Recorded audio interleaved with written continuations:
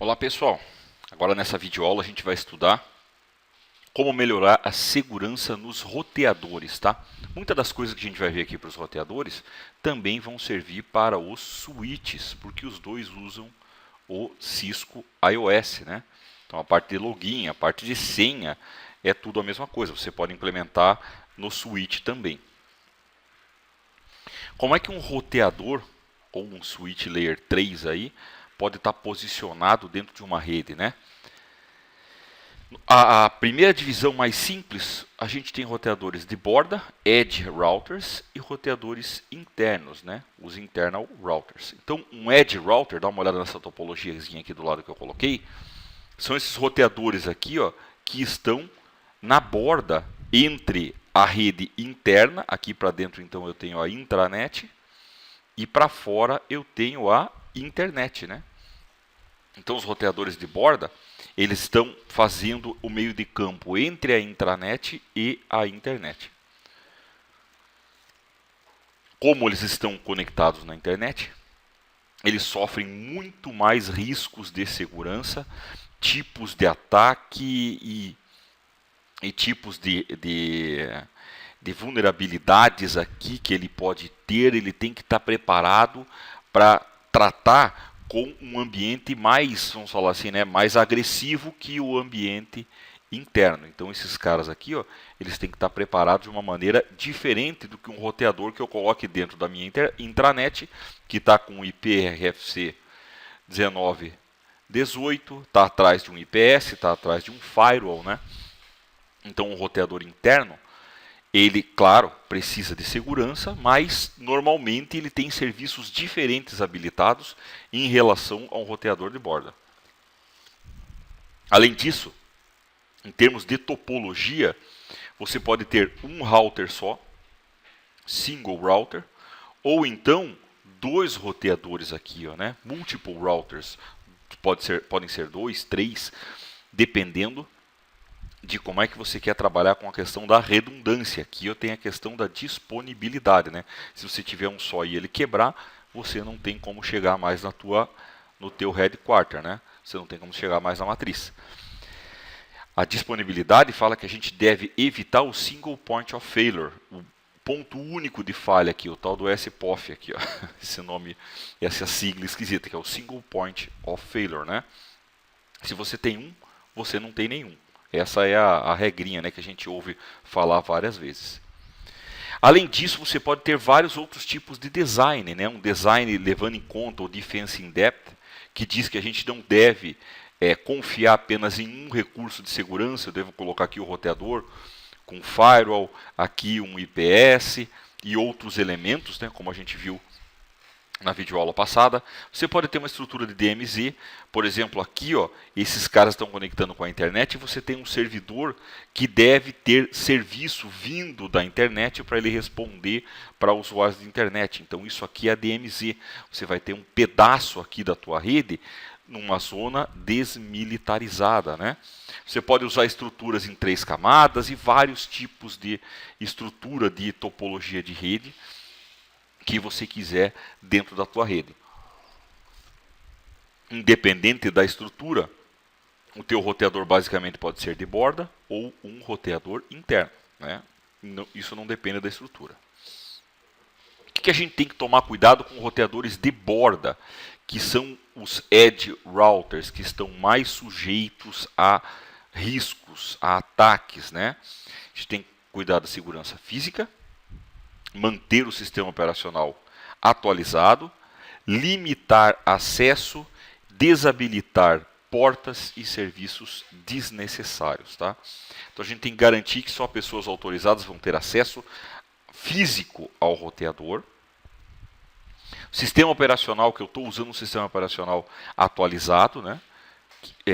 Menos vulnerável. Ter de preferência uma rede de gerenciamento, né? Uma rede de gerenciamento e utilizar serviços seguros para gerenciamento e acesso remoto, como o SSH, HTTPS, o SNMP versão 3. Com ACLs, limitar quem pode fazer acesso remoto aos dispositivos de rede, né? Além disso, desativar portas e serviços desnecessários. Se vocês lembrarem, o roteador vem com o CDP habilitado por padrão, Cisco Discovery Protocol. Se eu tenho esse cara com uma serial ligado em uma WAN aqui, que na realidade é a internet, por que eu vou mandar CDP para cá? Se isso aqui não faz parte da minha rede, esse roteador aqui é da operadora de telecomunicações, então não tem sentido eu mandar CDP aqui. Então você pode colocar aqui ó, um no CDP Enable nessa porta para deixar o CDP rodando para dentro da tua rede, tá? Então você pode usar o CDP nessa porta aqui que está conectando com a internet. Você pode usar o Passive Interface para desativar o envio de hellos do SPF e do EIGRP. Você pode limitar serviços do ICMP, limitar a quantidade de pings, limitar até a chegada de ping de traceroute, desativar serviços desnecessários ou vulneráveis, como por exemplo um ICMP redirect aqui. Um ICMP redirect aqui não tem sentido, então você pode desabilitar. Você vai colocar, vai deixar somente aquilo que você precisa, né? Principalmente nessa interface que faz o contato com o mundo exterior. Aí depois, para dentro da tua rede, você vai ter uma outra política, né? Porque vamos supor que você usa telefone IP e precisa do CDP para passar a VLAN de voz para os telefones IPs. Então você não vai poder matar o CDP aqui. Mas aqui, nessa interface que está de borda com a internet, você deve matar o CDP, deve colocar Passive Interface e não deixar nada que é usado da tua intranet vazar para a internet, né? Em termos dos dispositivos de infraestrutura de redes como um todo, roteador, switch, access point, a gente deve restringir acesso administrativo com ACL, ter uma rede de gerenciamento, registrar e contabilizar todos os acessos, usar o syslog, por exemplo, e a parte de auditoria do AA para registrar os acessos, autenticar esses acessos, seja com AA ou com banco de dados local, autorizar ações. A gente usou até agora, né, no CCNA, no CCENT, se você fez o curso com a gente ou em outra escola, a gente só usou o que? Níveis de privilégio 1 ou 15. Isso aqui é quando a gente está em modo de usuário normal, prompt, sinal de maior, e esse cara quando a gente está em usuário privilegiado, que é o cerquilha, mais nada. Nós temos outros níveis de acesso. E além de permitir por nível de acesso, a gente pode fazer outros tipos de configuração para ter usuários com permissões diferentes, aí, diferenciadas. Aviso legal com banners, aviso sobre as normas da empresa, por exemplo, esse roteador é acessível apenas para a equipe de TI, se alguém der um SSH para ele, né? E colocar lá, de acordo com a política de segurança, se você acessar indevidamente um dispositivo de rede, você pode ser penalizado. Então você pode colocar avisos, mensagens sobre as regras da empresa para acesso, né? E você também deve, sempre que pode, assegurar a confidencialidade dos dados. Sempre que puder, usar algoritmos que tenham criptografia, usar serviços que tenham criptografia para acesso remoto, né, como SSH, como HTTPS. Opa, faltou um P aqui, HTTPS, tá? Para que se o teu dado for capturado no meio do caminho, ele não possa ser lido. E como é que é o acesso, né, administrativo aos equipamentos? Então eu tenho as portas de console, RJ45 ou USB, isso aqui só se o cara fizer um ataque do tipo close-in, né? Um ataque de proximidade. Ele vai ter que ir lá, entrar na sala de servidor, colocar o laptop dele e plugar. Então isso aqui com uma restrição de acesso às áreas onde você tem os dispositivos, você consegue resolver o problema. Acesso remoto via rede IP. Eu tenho Telnet ou SSH com Security Shell. Lembrar que o Telnet é a porta TCP 23 e o SSH a porta TCP 22. SSH com segurança, Telnet não é seguro. Então, procure usar SSH, principalmente se você for fazer um acesso da internet para o teu roteador. Então, principalmente aqui a gente usa SSH. O acesso interno você pode até usar o Telnet, mesmo assim não é aconselhável, tá? Depois a gente tem aqui, opa, eu pulei, ao invés de apagar. Depois a gente tem o acesso HTTP e o acesso HTTPS. Os roteadores também permitem acesso HTTP e HTTPS. O Cisco Configuration Professional vai usar isso. O HTTP é menos seguro, você pode não utilizar e utilizar o HTTPS e fazer um acesso seguro ao roteador pela porta 443, né? SNMP para fazer gerenciamento através de um protocolo de gerência, né? A gente tem o SNMP V1, V2C e V3. Preferencialmente a gente deve usar o V3, que ele suporta criptografia e autenticação. Mas na prática, o V2C ele é o mais utilizado. Syslog para fazer armazenamento dos logs, aquelas mensagenzinhas, né, que você está aqui na console e tira um cabo, ele dá uma mensagem que o cabo caiu. Aí você coloca o cabo, ele dá uma mensagem que a interface voltou. Então essas mensagens são mandadas por um serviço de syslog. Por padrão, os roteadores mandam isso para a console e para o próprio buffer que ele tem. Se você resetar o equipamento, você perde tudo. Por isso que é interessante ter um servidor de syslog externo. A gente vai ver como é que configura. NetFlow entrou na nova revisão do CCNA Routing and Switching, no ICND2, mas ele também é interessante para a segurança, apesar de não estar no CCNA Security.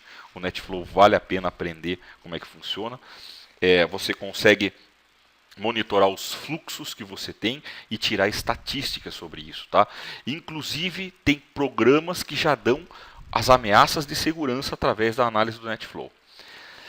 Você pode usar ping para monitorar equipamento. Tem vários sistemas de gerenciamento que usam o ping. O cara fica pingando aqui, você programa para ele pingar de 5 em 5 minutos, por exemplo, tá?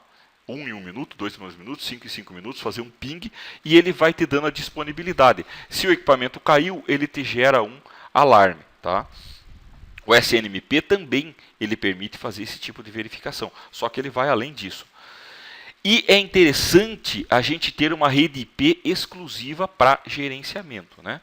Uma rede IP exclusiva para gerenciamento quer dizer o quê? Uma subrede, né? Você ter o teu servidor de gerenciamento de uma rede bem conhecida para você poder aplicar ACL tanto para o SNMP quanto para o HTTP, para o Security Shell, e você falar realmente quem pode acessar o teu equipamento. Outra opção é o gerenciamento out of band. Até agora, tanto no CCNA, no CCINT e aqui no CCNA Security até o momento, quando a gente está falando de gerenciamento, a gente está supondo que ele está aqui. Ó. A tua rede está passando os dados, voz, vídeo, tudo que você passa naturalmente na tua rede, mais gerenciamento. Isso aqui é chamado gerenciamento in-band. Por quê? Você está usando a tua própria banda para fazer o gerenciamento. Você pode fazer o gerenciamento out of band. O que é o gerenciamento out of band? Você cria uma rede própria para o gerenciamento. Tá? Aqui, por exemplo, a gente tem um Access Server, aqui, um roteador que está servindo como roteador para fazer acesso remoto. Ele está ligado nas consoles aqui dos roteadores. E eu também posso criar uma rede IP para passar o tráfego de gerenciamento por aqui. Tá? Principalmente se você não tiver muita segurança na tua rede, se você acha que ela é espionável, por exemplo, você pode criar uma rede só para gerenciamento, para ninguém conseguir capturar informação nenhuma de gerenciamento que você está passando pela tua rede de dados. Né? Você separa a produção, que é o ambiente da tua rede onde o pessoal está trabalhando, produzindo, não importa se você é uma fábrica ou não, né? A produção a gente fala que é o ambiente que o pessoal está realmente fazendo o serviço do dia a dia da empresa, do teu gerenciamento. Então você tem uma rede só para gerenciamento. Isso se chama gerenciamento out of band.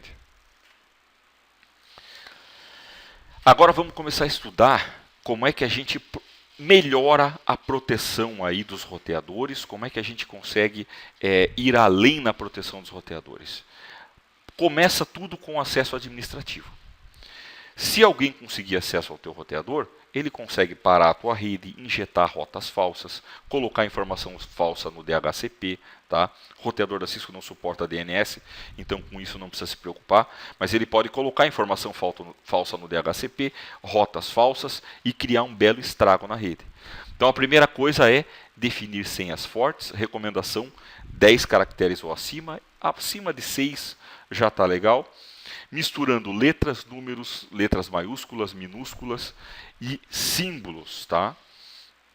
O pessoal fala, né, fazer uma frase que você lembre e vai descaracterizando essa frase com letra, com símbolo. Por exemplo, você pode usar assim, ó, D, L minúsculo, T, em vez de um E aqui você coloca um 3 e um C minúsculo. Pronto, você tem um DLT aqui muito louco que você usa como tua senha, tá?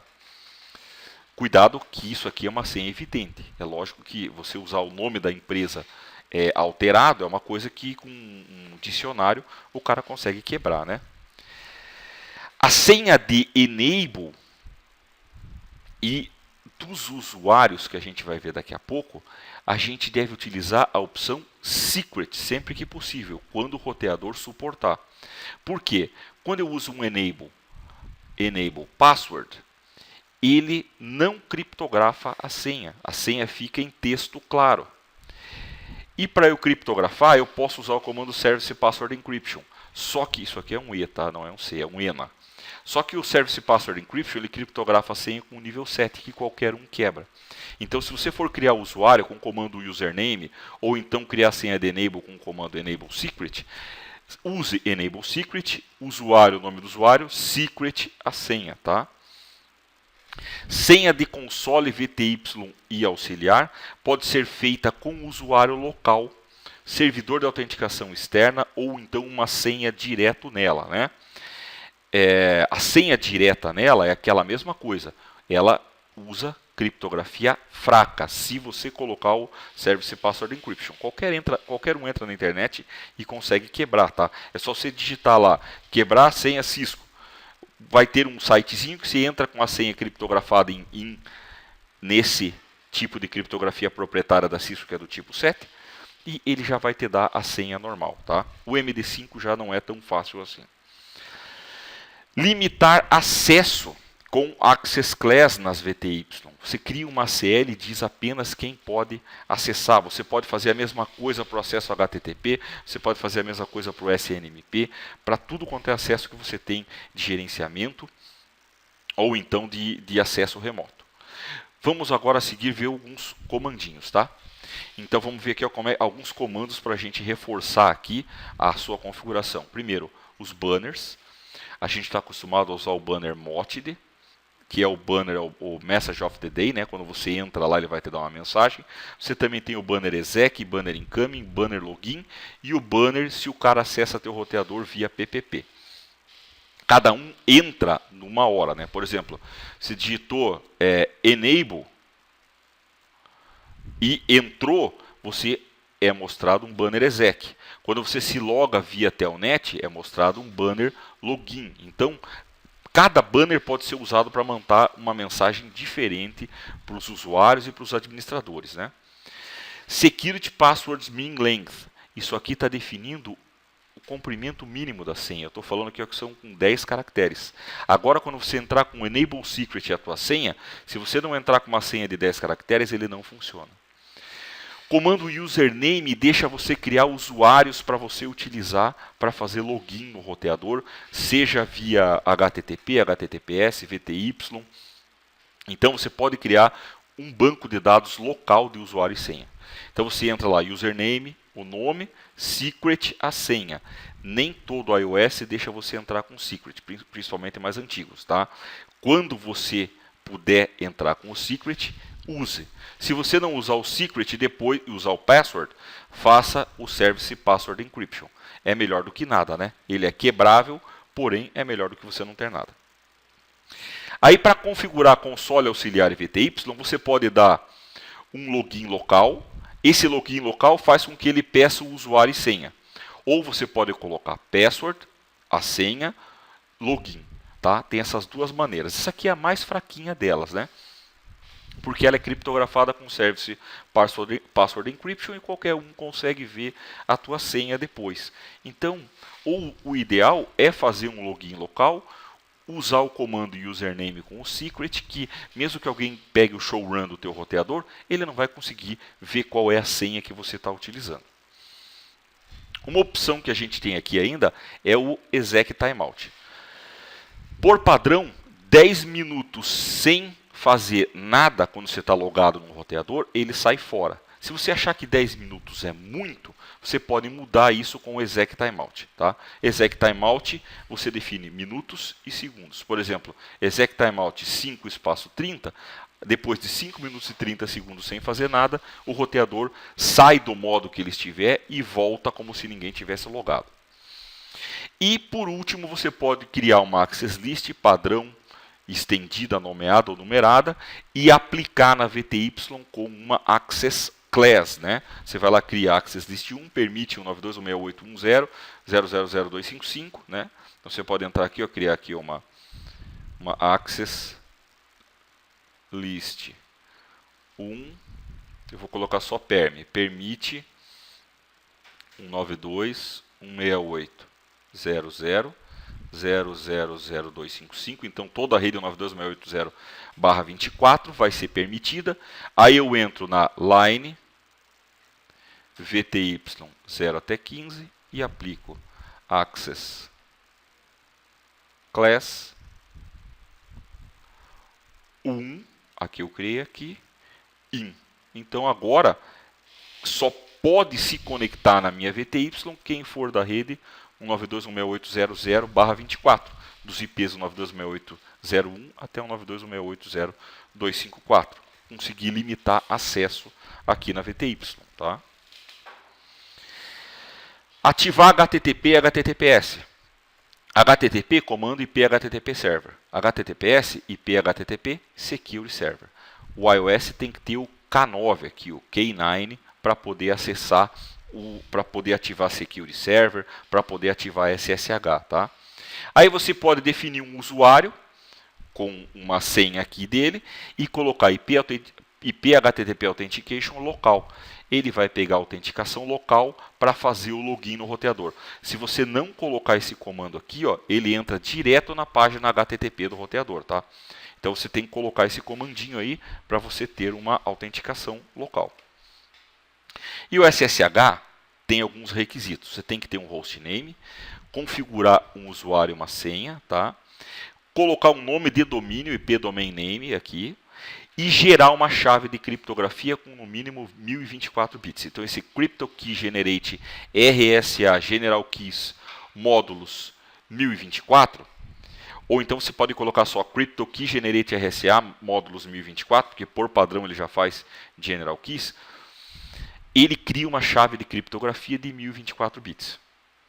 Esses caras aqui são opcionais. IPSSH Timeout 60 segundos e IPSSH Authentication Retries 2 segundos. Isso aqui é um timeout, mais do que 60 segundos ele parado, ele sai fora e ele tenta refazer a autenticação no máximo 2 vezes. Para aplicar o SSH na VTY, line VTY 0 até 15, 0 até 4, transporte input SSH. Desse jeito ele só aceita SSH. Se você quiser que aceite Telnet e SSH, você pode colocar transporte input Telnet, espaço SSH e login local. Login local, você vai precisar de um usuário e uma senha para poder fazer o login via SSH. Okay? Para o CCP, é isso que a gente precisa. Eu preciso configurar HTTP ou HTTPS, SSH e ou Telnet. O CCP permite uma conexão segura e também ele permite uma conexão sem segurança. Conexão segura ele tenta via HTTPS e SSH. Não segura via HTTP e Telnet. Tá? Então não segura via HTTP e Telnet.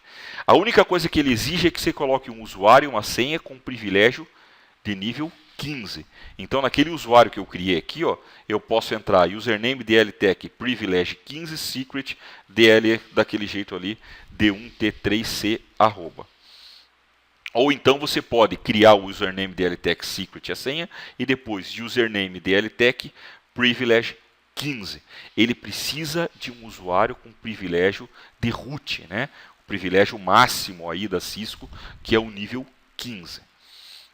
Então veja, com isso aqui, a gente matou também como é que eu faço para configurar acesso via o Cisco Configuration Professional.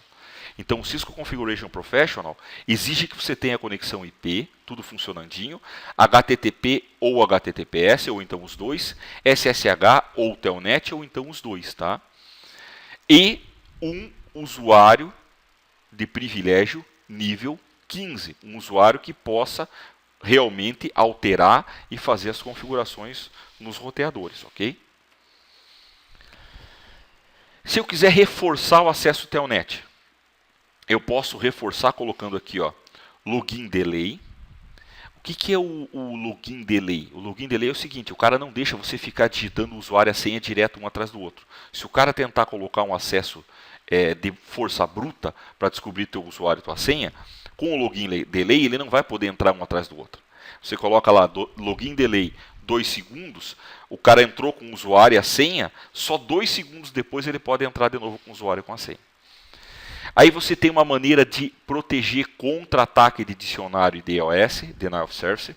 Você coloca um login block for tantos segundos, attempts tantas tentativas, within tantos segundos. Quer dizer o quê?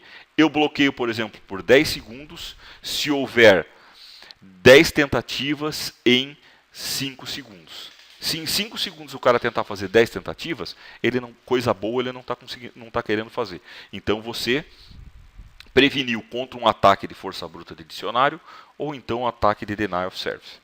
E você pode excluir da configuração algum IP, tá? Você pode colocar login, quiet mode, access class e a ACL que você tem, o número ou o nome dela. Então você define numa ACL quem você não quer que aplique a regra acima e aplica com esse login quiet mode que ele exclui esse range. Por exemplo, isso aqui é interessante para você fazer para os IPs ou para a rede de gerenciamento que você definiu. E se você quiser, você pode mandar mensagens sobre os registros. Então tem aqui o login on failure log, login on success log. On failure quer dizer que ele loga as falhas. On success quer dizer que ele loga aqueles usuários que fizeram login e a senha e fizeram sucesso. E você pode definir ainda um every a cada tantos logins, tá? Então, por exemplo, a cada 5 logins eu logo, ou a cada 6 logins eu logo, para não ficar gerando muita mensagem. Com o comando show login e show login failure, você consegue ver as características, quem que está se logando, se tem alguém preso, tá? Se tem alguém com problema. Então você consegue dar uma olhada como é que está essas tentativas de ataque de acesso remoto ao teu equipamento. Níveis de privilégio, né? A gente usa normalmente o nível de privilégio 1 e 15. Quando eu dou um enable, eu caio no prompt com o sinal de maior, é o nível 1. Quando eu entro no roteador, né? Quando eu entro no roteador, eu entro nesse prompt.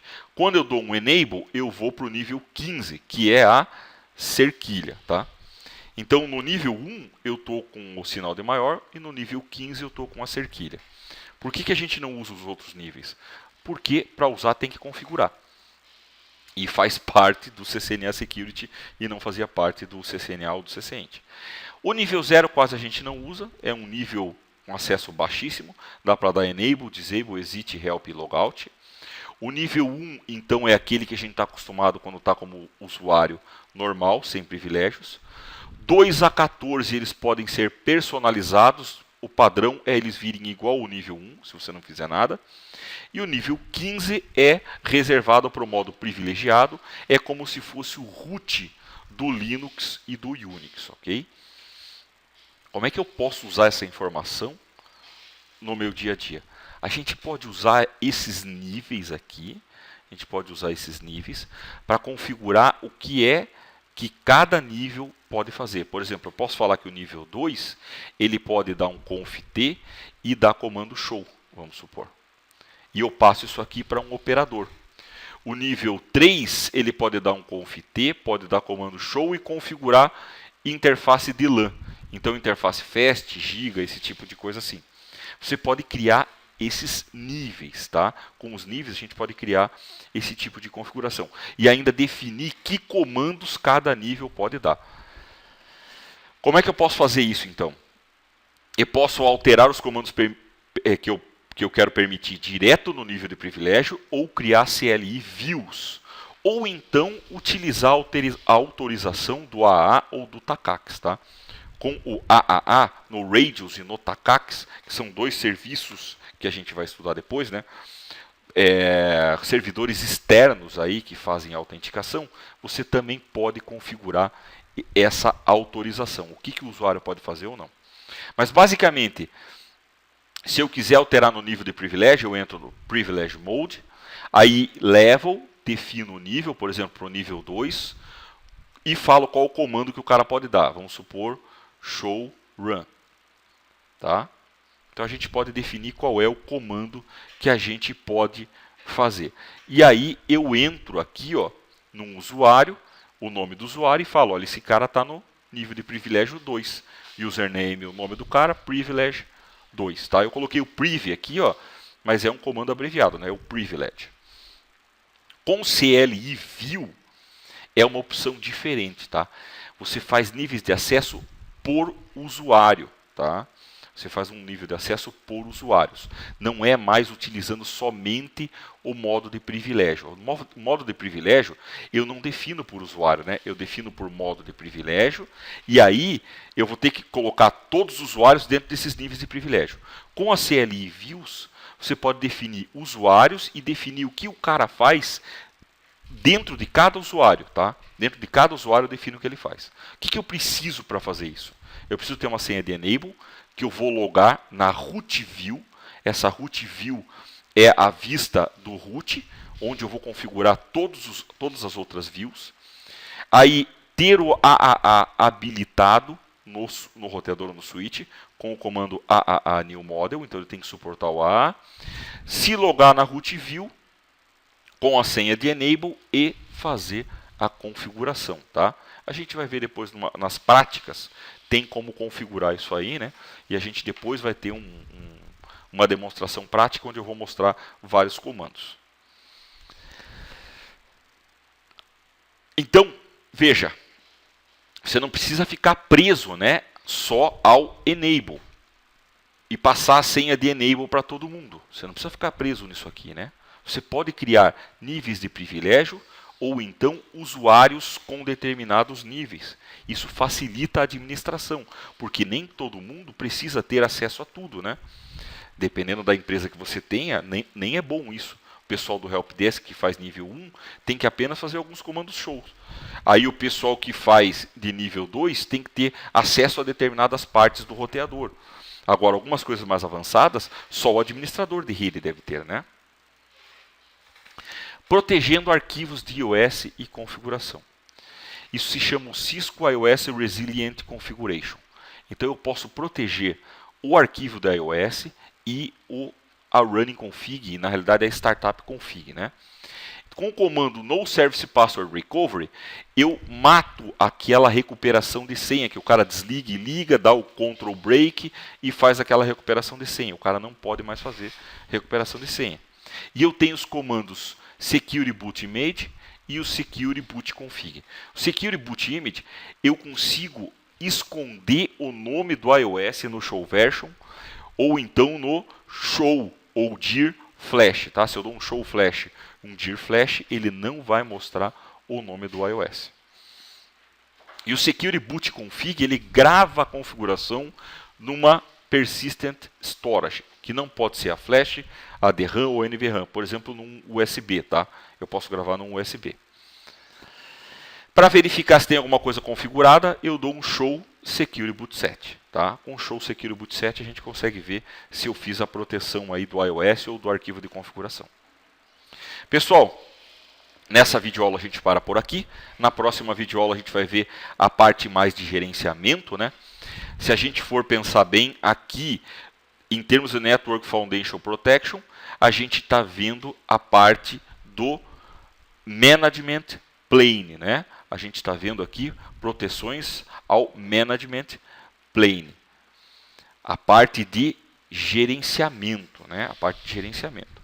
Na próxima videoaula, a gente vai ver como é que ativa o syslog, o SNMP e alguns outros recursos que são necessários aí para o CCNA Security. E na última videoaula do capítulo eu vou mostrar alguma coisa na prática, tá? Vou fazer algumas demonstrações práticas. Muito obrigado, dúvidas utilizem a área do aluno e até a próxima videoaula.